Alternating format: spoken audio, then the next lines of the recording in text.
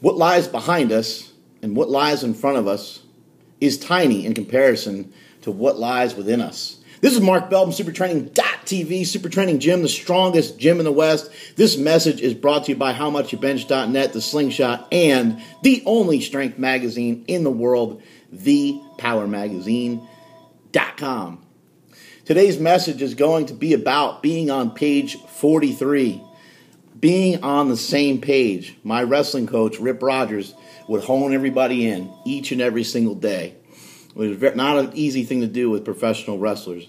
But he'd gather everybody around and he'd say, "Boys, what goddamn page are we on?" And we'd have to say, "Page 43, Rip." Otherwise, class wouldn't start. And I sometimes feel here at the Power Project Army, we get a little off track. Some of you guys are getting a little off track, missing the point of the Power Project. One thing to realize about strength is that anyone can work on getting stronger. Your 70-year-old grandmother can work on getting stronger. Your 6-year-old son can work on getting stronger. Your 15-year-old daughter can work on getting stronger. Anyone can work on getting stronger. Anyone can be part of the strength community. That's what's so awesome about strength training. That is why the Power Project has been started. It is trying to spread. I am trying. This is my mission. This is my idea. This is my sweat and tears. And this is my mission to make the world a better place to live. And I can't do it alone. I need the help of the Power Project Army. So I want to address a video that I posted up with Dave Hoff, one of the most amazing powerlifters to come along in our time. And there was a lot of criticism about him wearing a bench shirt. Well, guess what?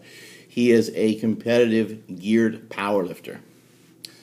Powerlifting gear has been around for a very long time. I've heard some comments on the YouTubes about people being frustrated with the advancement of powerlifting gear. Well, let me tell you that there has not been any advancement in powerlifting gear in approximately about the last 10 years. It's what, 2000... What are we at? 2013? It's 2013. I haven't seen anything all that different since around, I want to say 2002, 2000, somewhere in that. Like, it's been a long time. The Super Duper Phenom and some of these bench shirts that these guys are hitting these big weights, they've been around for about 10 years now. So, you know, what has changed to make the benches go from 850 to 1,035? Is it more intelligent training? Is it the guys are actually getting stronger? Perhaps they're getting used to their powerlifting gear. Perhaps, just perhaps, they're learning their craft. Maybe they are more efficient. Maybe they are learning their craft better. They're learning how to utilize their equipment better. They're becoming more efficient at the three big lifts that they are asked to do in a contest. So you can easily make an argument that the bench shirt has changed powerlifting forever. You can look at a squat suit, and you can look at any sort of apparatus that you're going to wear in terms of deadlifting. But really, it's been the bench shirt that has made the biggest ground due to the fact that it's now taking up a large chunk of the total of the three big lifts. You got guys like A.J. Roberts, Donnie Thompson, and Dave Hoff himself, a few other guys out there. They are out bench pressing myself included, out bench pressing their deadlifts by over 100 pounds in many cases. And so now the bench press has taken over, and you're seeing huger bench presses and in some cases lesser deadlifts, huge squats, huge gigantic benches, and then but the guys a lot of these guys are still pulling around 800 pounds. So it's not like they're chumps when it comes to deadlifting by any means. It's just that the sport has changed a little bit. And what I want to illustrate to you guys is, I already said that strength, I've said this many times, strength is a key element of life. When your strength runs out, you die. I also just said a few minutes ago that the strength game, anyone can be involved in this strength game. Anyone can work towards getting stronger. However, if you get hurt and you get an injury, it becomes very, very difficult to work towards getting stronger. Something I'd like you guys all to think about and all to contemplate. some food for thought here, something for you to digest, is how long are these raw power, how long have they been around? Who is knocking out big weights? Who's knocking shit out the park that's been around for a long time? You're going to start to think about it, and what you're going to come up with is you're going to think about some dudes that not only lift raw, but they also lift in gear. They also lift single ply. You got guys like Mike Teixeira, who's been tearing it up for the last 8 years or so, somewhere in there. He hasn't been as hot as of late, but Mike Teixeira is a champion. He is an unbelievable powerlifter. So he's done it both raw and in single ply gear. Other guys that are kind of standing up to the test of time, you got like Andre Belyev, who's been on top of his game for over the last 10 years, competes both single ply and raw.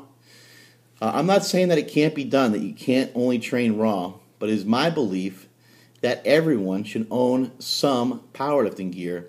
I think every powerlifter, and not even every powerlifter, because this message from the Power Project Army is much larger than just powerlifting. This is about strength in general, and I've already mentioned several times now that anyone can be involved in the strength game. And with that being said, with anybody possessing the ability to get stronger, if you're not staying safe and you're not staying injury-free, you cannot work towards getting stronger. Having said that, everyone should own some powerlifting gear. Everyone should own a set of knee wraps. Everyone should own a set of everyone that's working on a bench squat and deadlift should have a pair of knee wraps, a pair of wrist wraps. I'm not talking about some shitty pair from Big Five or Dick's or Sports Authority or something like that. I'm talking about some real wraps, something that's actually going to be productive. Knee wraps, wrist wraps, belts, maybe some neoprene elbow sleeves, maybe multi-purpose wraps from howmuchyoubench.net. Of course, I'm going to plug my product, the Slingshot, but even to some extent, maybe a lighter bench shirt and maybe a pair of briefs. Why not? If you can stay healthier and you can lift more weight safer, why wouldn't you use it? You think it's cheating? You think it's going to take away from your training? Scott Mendelson, 715-pound bench press. World record. Guess what? He's a powerlifter that wears powerlifting gear, right? That overload helps stimulate him to bench some of those huge weights.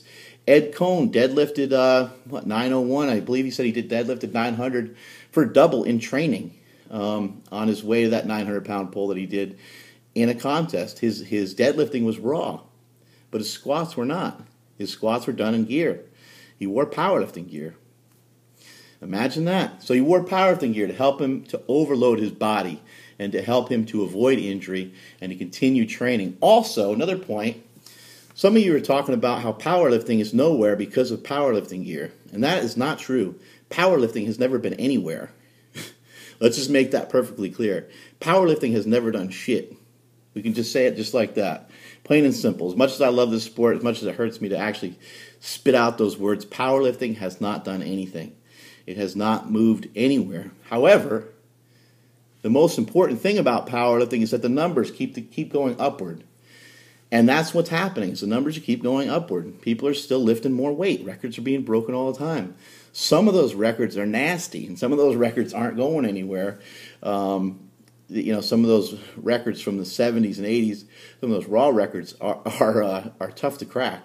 But now that you're seeing more and more guys concentrate on raw lifting, you're going to see more and more of those records be broken. However, I think they'd break them faster if they wore a little bit of powerlifting gear.